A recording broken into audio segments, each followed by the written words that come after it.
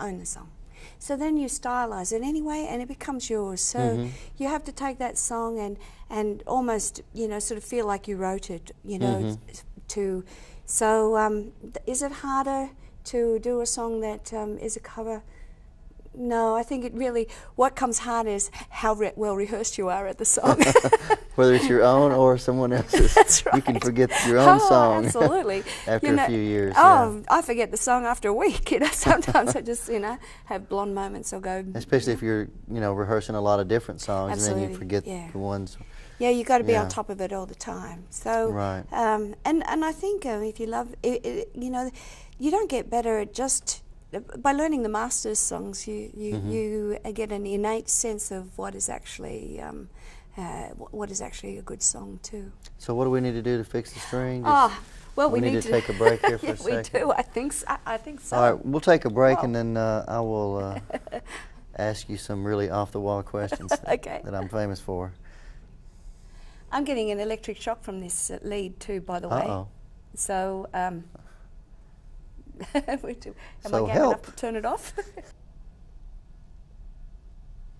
We're back with Connie Kis Andersen, and the CD is called Once Again. Okay, we had a little slight mishap with a guitar string there. I know, yeah. Maybe your guitar is haunted. Well, it might. I think it's playing up because it doesn't come with me all the time, and all my gigs. I leave it here. Right. Now, in Australia, do they have a lot of paranormal activity? Are there haunted places or things like that? Well, there's not as much in the public eye that we're aware of. I'm sure everybody experiences a little bit that they're not game enough to tell you too many of their stories. It's only when we've had a few little wines under our belt do we loosen up and start talking about it. What do they call Bigfoot in Australia? It's called Bigfoot. He's called Bigfoot. Isn't there's not another name? I think there is. Is there? Bigfoot? I forgot it, but I think I've only known him as Bigfoot. Yeah, maybe I'm thinking New Zealand. Maybe they have a different name.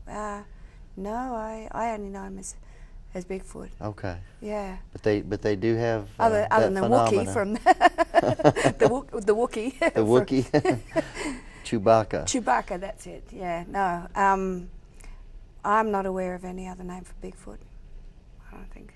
Have you had any strange experiences in your life? These are those off-the-wall questions I told you about. Yeah, I know.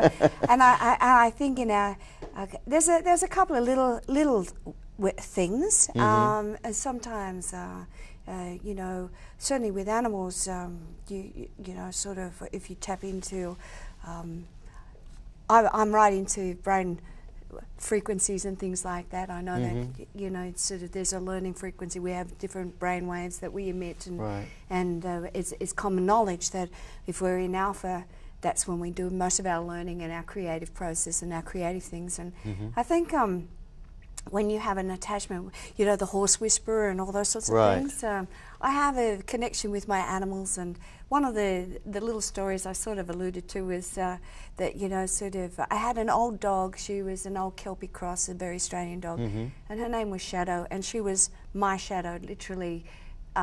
Would follow me everywhere until she became too old, and then she would follow me with her eyes, you know, and she was 16 when she passed on, and it's a strange sensation because I would be just drifting off to sleep and I'd feel like a dog jumped up on my bed. She would always sleep by my bed, not in my bed, and I'd always get this sensation, and I didn't say very much because it sort of, sometimes when we drift off.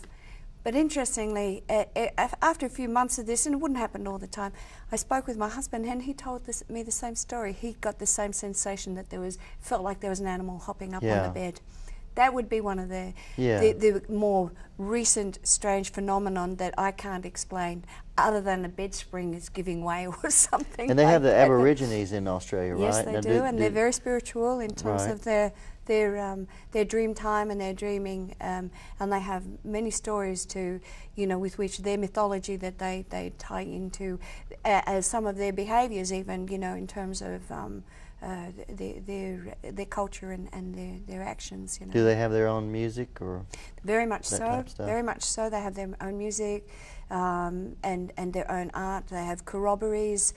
corroborees, of course, men were, you know, sort of a tribal dance that the men were mainly involved in. It was, and but the one thing in terms of music, you know, the didgeridoo, where they and it's not many people are aware of this. I see women learning the didgeridoo, and I won't learn the didgeridoo because it is a sacred instrument that only the Aboriginal men are supposed to play, and it's just a respectful thing from my point of view, that not many people know this, but women aren't supposed to play that instrument. Ah, well, I think we got time for one more song. One more song? Ah, well, maybe this is, I don't know what this one is. This is a new one. It's sort of, it's a brand new, hot off the press and still working on, but this is a bit of a steamy one, okay? So you've got a bit, and it was inspired by the hot stinking summer where I was here in Nashville.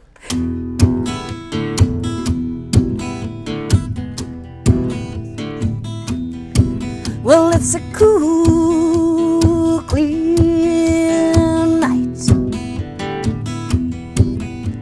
The moon is full, I'm feeling alright. Well, now the day is done, the music's on. Come on now, baby, let's have some fun.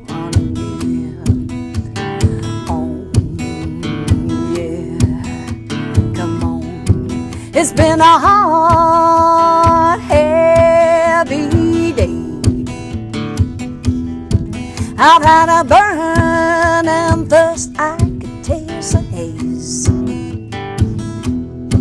Well, now the sun is down and you've come around. Let's lift this party off the ground.